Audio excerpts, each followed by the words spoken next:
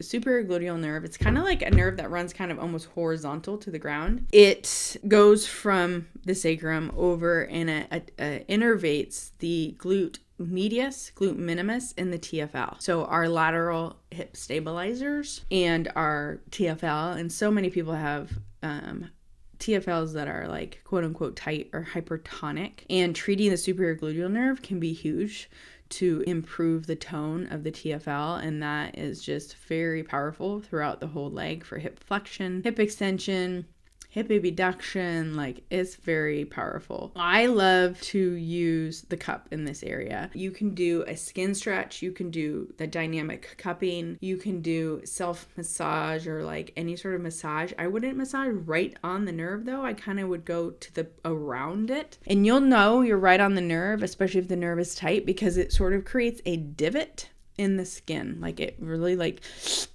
pulls the superficial fascia maybe, and the skin sort of pulls it in when it's under tension. You can also do a like nerve glide version of it. A nerve glide version would be when you're lying on your side and you're kind of like in a, you can go into flexion, right? Because we're doing a nerve glide, so we want the head and the trunk and a little bit of flexion to lengthen the central nervous system, part of the nervous system.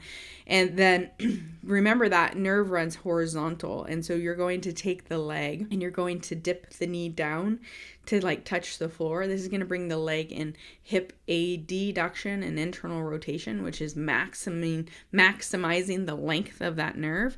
And then you can floss it by going tip the knee down and then lift the knee up. It's interesting because years ago I saw this as an exercise somebody posted for people with SI joint pain. They're like, do this exercise for SI joint pain. And I was like, oh, this is actually really smart, because if we take a step back and we're like, well, why would that affect the SI joint?